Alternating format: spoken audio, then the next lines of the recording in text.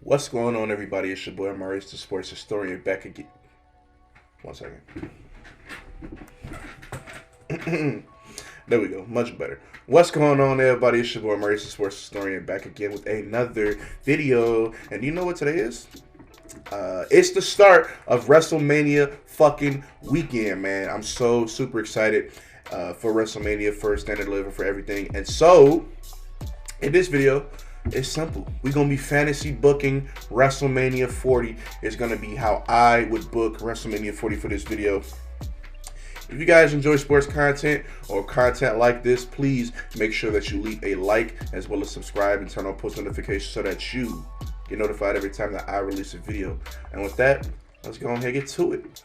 So here is the entirety of the WrestleMania card and what we're going to be discussing in general. So starting off for night one, with the 6-pack ladder match challenge, I think that Awesome Truth should walk out of WrestleMania as Raw champions. I'm sure that they'll have a redesign of the championship soon. And I believe that A-Town Down Under should walk out of WrestleMania as the SmackDown tag team champions. I really love Awesome Truth. I don't care what the IWC says. They make me crack up every time, and they're funny. I love Miz. I love R-Truth. I love Awesome Truth. I'm also very entertained by A-Town Down Under. I am a theorist, so that's my guy. But yeah, that's I would have Awesome Truth win, and I would also have A-Town Down Under win. Hopefully they just, I don't really care who wins, but hopefully they go the route of actually splitting up the tag team titles, because man, after Kevin Owens and Sami Zayn lost those titles, they should have split them, but that's just me. Next up, we got Jimmy versus Jey Uso. I think that you don't want to have another Matt versus Jeff situation on your hands where the wrong brother wins. I don't really see a point of Jimmy Uso winning this match. It doesn't make sense for his story. It doesn't make sense for Jay's story.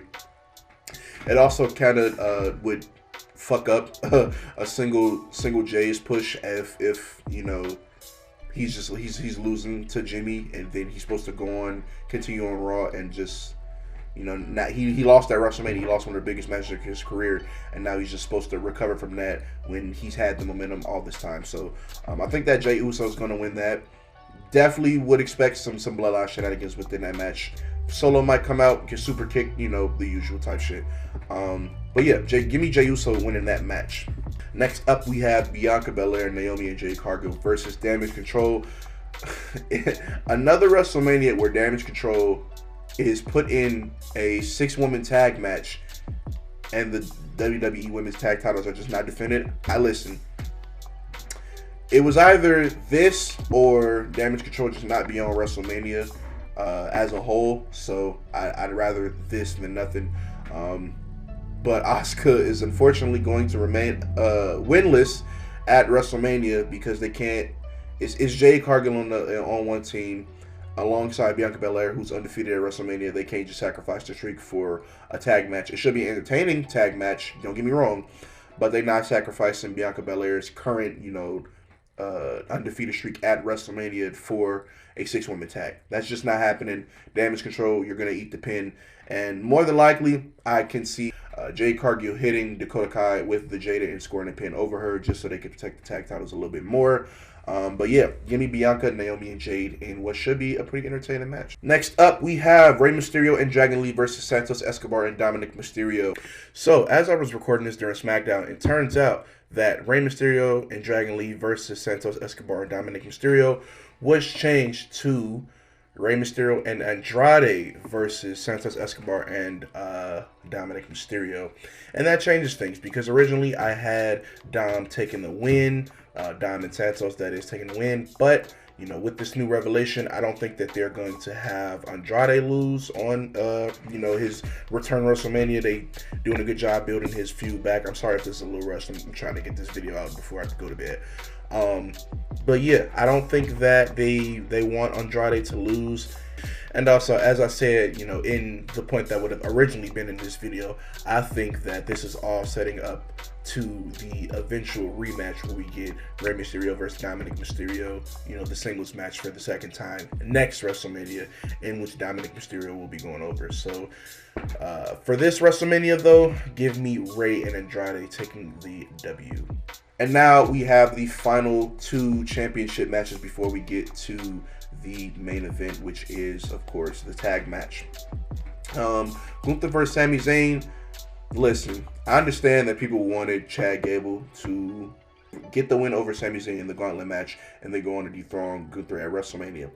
Yeah, they're not doing that. Gunther's not losing at WrestleMania anytime soon. I'm sorry. I don't know who needed to hear that, but yeah, he's not. And so, Sami Zayn is a perfect opponent for him. Why? Because Sami Zayn is going to lose at WrestleMania. And it won't hurt Sami Zayn because Sami Zayn, he's over. He can wrestle his ass off. It's going to be a fantastic match. This might be the best match on this card. This might be the best match of night one. I'm going to just put it out there right now. Sami Zayn versus Gunther, it might be the best match of night one. But yeah, give me Gunther winning this match. I don't think that they were ever going to, you know, release. I don't think that they were going to let Gunther lose this title at WrestleMania. Maybe a World Heavyweight Championship he could lose at WrestleMania. But the Intercontinental title, nah, I'm sorry. He's not losing that at WrestleMania. Maybe sometime down the line. I'm predicting he's probably, if he is going to lose it, he's probably going to lose it sometime before SummerSlam, and it will be Gunther who actually gets it done. But yeah, not right now. I say Gunther, and it will be Chad Gable who actually gets it done. But not right now. Not right now. Yeah, I see Gunther's reign continuing. Next up, we have Rhea Ripley defending her Women's World Championship against Becky Lynch, and what I can only assume is going to be the co-main of night one. I've enjoyed the build to this match. I like the the personal angle with Rhea, mentioning Becky's daughter, stuff like that. The little the little angle that they did with on the Ariel Helwani show. Was it the MMA Hour? Yeah, that show. I've enjoyed it. I think this match is gonna be a banger, and I don't see Rhea Ripley losing. That's just me. I'm sorry. I think that she's probably gonna hold this title until maybe next WrestleMania. So hey, don't shoot the messenger. I don't think Becky is gonna win this. I just don't think so. She's put over Bianca at WrestleMania. I think she's gonna do the same for Rhea. And then to cap off night one, we have The Rock and Roman Reigns teaming up to face off against Cody and Seth. Hey, bro, all I'm gonna say is I don't know how it'll happen. It'll definitely be some bloodline shenanigans involved in this match. But there's no way they can give us just a regular singles match between Roman and Cody. It has to be bloodline rules. It has to be. Because it's no DQ. It's no DQ, and so we can get maximum amount of bullshit possible. You know what I'm saying? We can get the maximum amount of bullshit possible for Cody to eventually, defeat Roman. So those are my thoughts on night one. We have Io Sky defending her Women's World Championship against Bayley. We have what I can also, again, assume that this is the co-main, Seth Rollins defending his World Heavyweight Championship against Drew McIntyre. And the big one, this rematch has been an entire year in the making. Roman Reigns versus Cody Rhodes 2 for the undisputed WWE Universal Championship, in a match that we do not know if it will be bloodline rules or if it will be, just a standard one-on-one match. But if I had to guess, there's no fucking way that Cody and Seth are winning that. We're gonna start off night two with LA Knight versus AJ Styles. Yo, this is it's on site between these two, and I really fuck with that. It's like it's real beef. WWE has been missing like these real gutter beef feuds. Like, I don't know if y'all saw the clip of LA and AJ fighting at WWE World.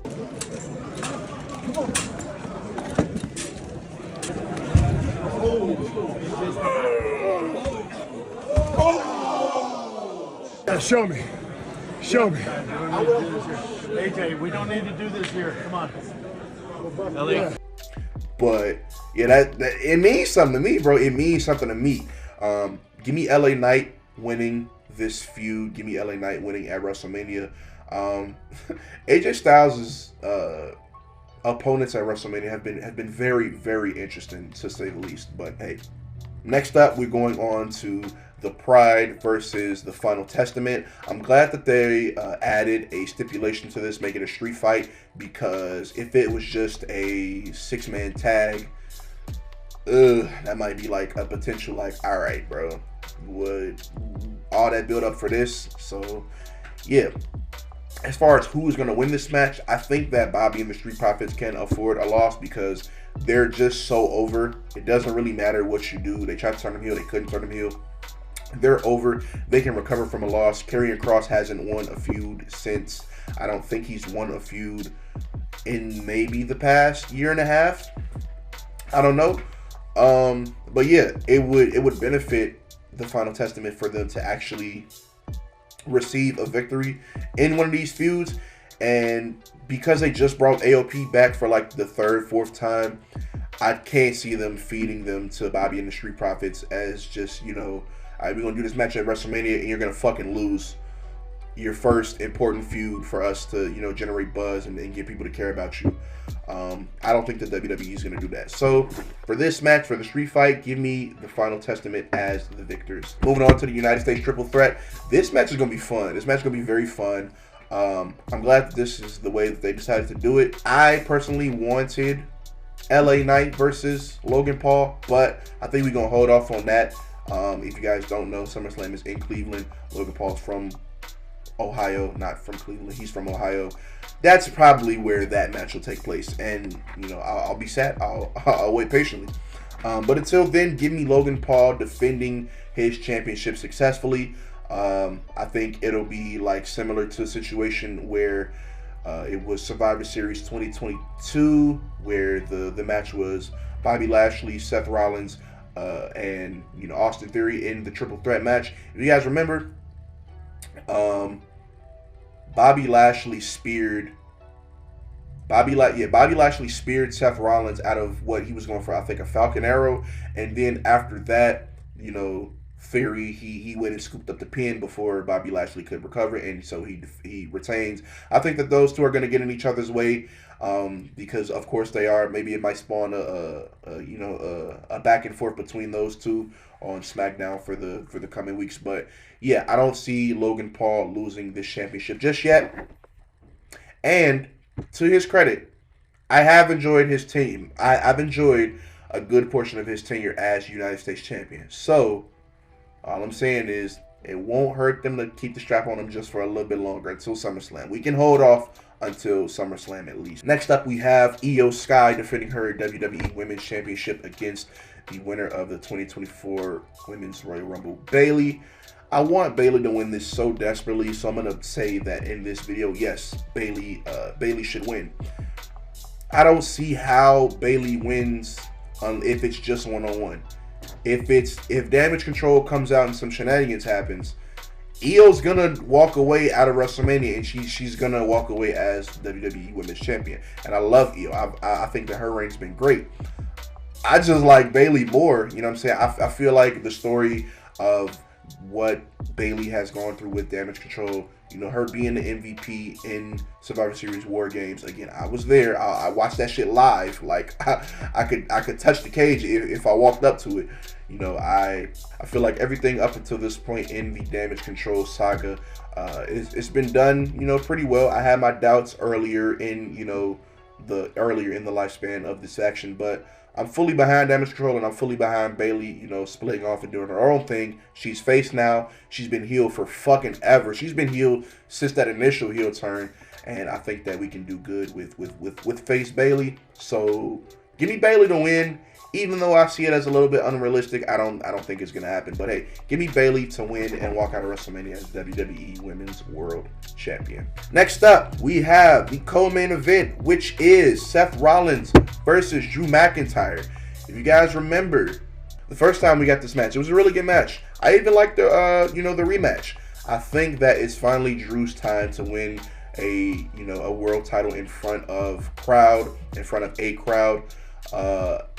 And then, we have the looming threat of there's Money in the Bank still, you know, looming out there. What's gonna happen with that? So here's my take on it.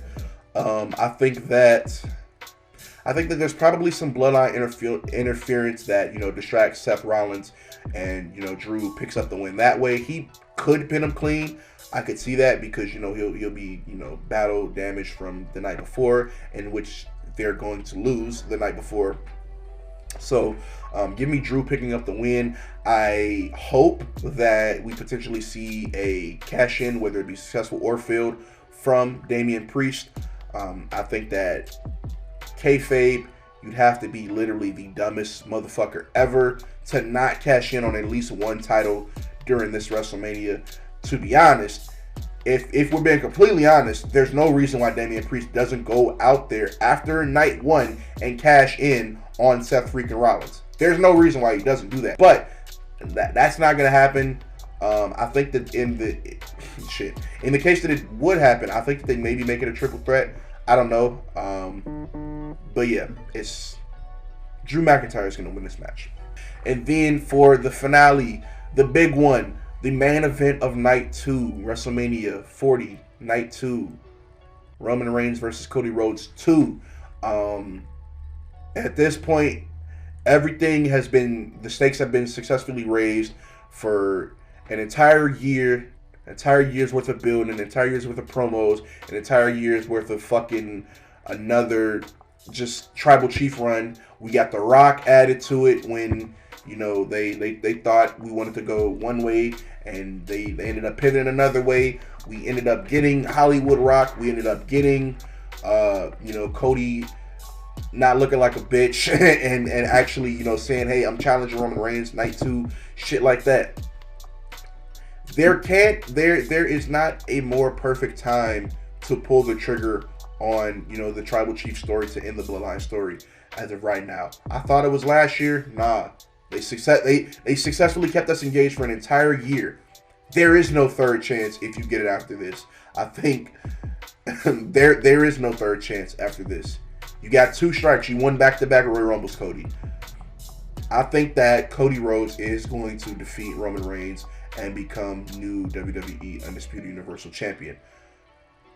Lord help me if he doesn't, bro, because I'm tired of Roman as champion. Please give Cody that damn belt, man. Please. But with that being said, man, that is how I would book WrestleMania 40. If you guys enjoyed this, please, again, leave a like, subscribe, and turn on post notifications so that you get notified every time I post a video. And with that, I'm out. Happy WrestleMania weekend.